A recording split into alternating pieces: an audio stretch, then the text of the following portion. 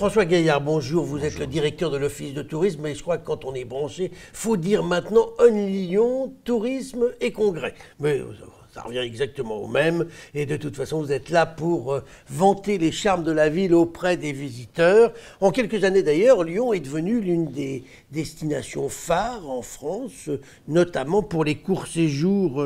Qu'est-ce qui attire beaucoup les gens à Lyon? Est-ce que c'est le charme du vieux Lyon, les traboules, la gastronomie, les halles de Lyon, Paul Bocuse? C'est quoi? Écoutez, vous devriez travailler pour les Lyon Tourisme et Congrès, c'est un petit peu tout ça. C'est un concentré de l'art de vivre à la française, une ville à taille humaine qui vous propose sur un plateau tout ce que la France a de meilleur à offrir en termes d'art de vivre.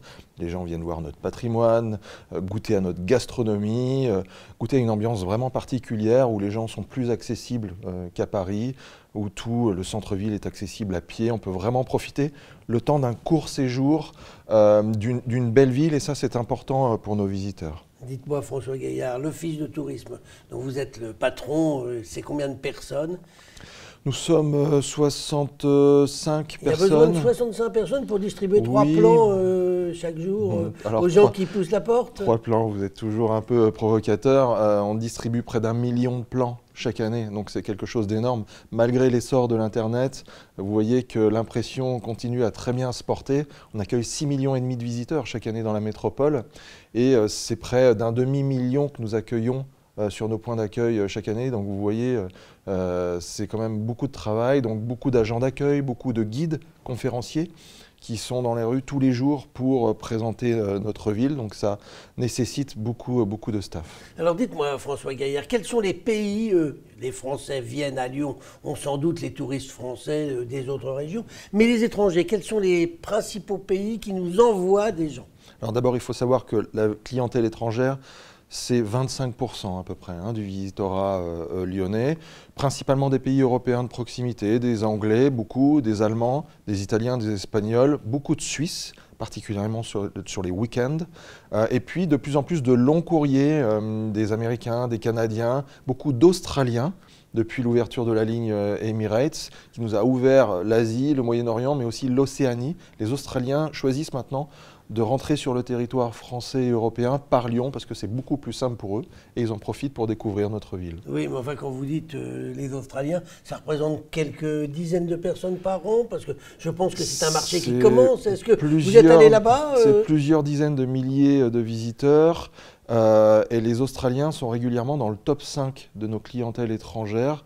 Donc c'est à relever, et c'est pour ça que je me permets de le relever avec vous. Oui, et vous êtes allé en Australie pour vanter Lyon? Est-ce que, enfin vous ou l'Office du tourisme? Ça fait maintenant plusieurs années, comme pour le marché chinois ou japonais, que nous sommes en contact avec les tours opérateurs du marché australien, qui programment la destination pour faire en sorte évidemment qu'ils le fassent et qu'ils le distribuent sur leurs agences de voyage, parce que c'est un système de distribution qui est très particulier et que nous travaillons depuis de nombreuses années. François Gaillard, dans quelques semaines, dans quelques mois, il y a un nouvel hôtel de luxe, un intercontinental qui va ouvrir dans le site magnifique de l'Hôtel Dieu. Est-ce qu'il y a la clientèle pour des chambres à 4, 5, 600 € la nuit?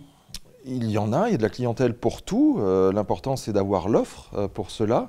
Nous avons un schéma de développement hôtelier qui est maintenant déployé depuis plusieurs années, qui est très bien maîtrisé. Donc, on travaille sur une politique de l'offre, évidemment, mais qui est maîtrisée, raisonnable, de manière à maintenir les flux, donc les arrivées dans notre hôtellerie locale, et surtout de maintenir les taux d'occupation aussi pour tout le monde, ne pas les écrouler, de manière à faire en sorte que tout le monde puisse continuer à bien travailler.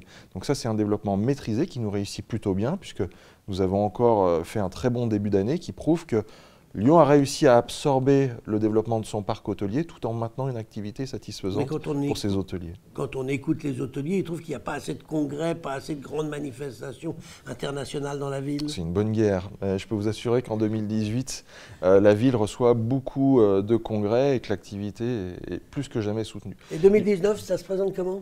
Ça se présente. J'imagine que vous avez déjà une vision pour les congrès 2019. Oui, en matière de congrès, les années se suivent et ne se ressemblent pas parce qu'il peut y avoir beaucoup de congrès une année, un petit peu moins sur l'autre.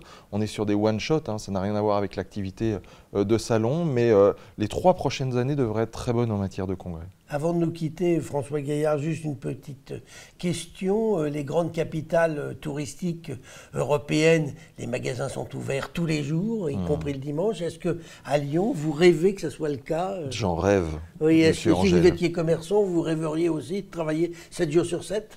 Je crois que chacun est libre de faire ce qu'il veut. Les commerçants qui ne souhaitent pas peuvent ne pas ouvrir. Je pense cependant qu'une ville comme Lyon doit pouvoir ouvrir ses magasins le dimanche, pour ceux qui le souhaitent encore une fois, pour offrir à des visiteurs qui viennent le samedi et le dimanche de faire leur activité principale, leur activité préférée, qui est le shopping. Si sur un des 2 jours, on ne peut pas faire son shopping, malheureusement, on n'est pas totalement abouti en termes de destination touristique. Eh ben, on en restera là pour aujourd'hui. Pour l'instant, les commerces restent fermés le dimanche, mais ça changera peut-être un jour. François Gaillard, je vous remercie. Merci pour votre accueil.